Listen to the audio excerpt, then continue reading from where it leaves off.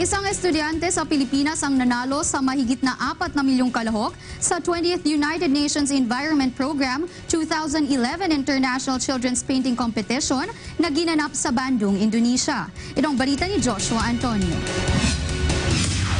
Binigyan ng parangal ng Department of Environment and Natural Resources si Trisa Co. Reyes mula sa St. Stephen High School, Manila matapos manalo sa 20th United Nations Environment Program 2011 International Children's Painting kamakailan lamang sa Bandung, Indonesia.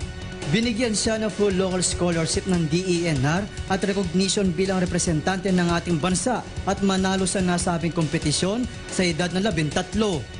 Sa mahigit na 6,000 estudyante na nakalaban sa painting competition mula sa 100 bansa, ay pinalad na manalo si Trisa sa entry niyang Life in the Forest.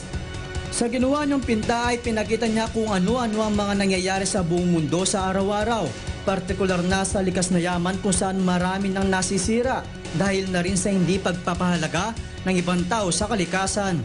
Ayon kay Secretary Ramon Jesus Pahe ng DENR, malaking karangalan sa ating bansa ang pagkapanalo ng ating kababayang Pilipino.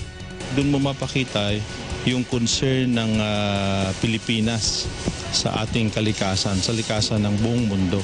Tsaka nagiging ambassadress siya ng environment sa buong mundo.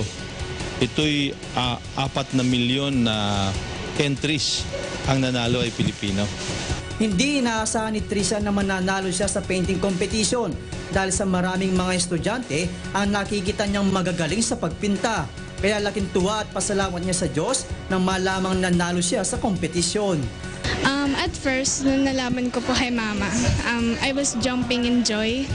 Kasi sobrang saya ko po. Kasi out of 4 million entries, ako po yung nanalo. And at the same time po, I would like to thank God sa blessings na binigay niya po.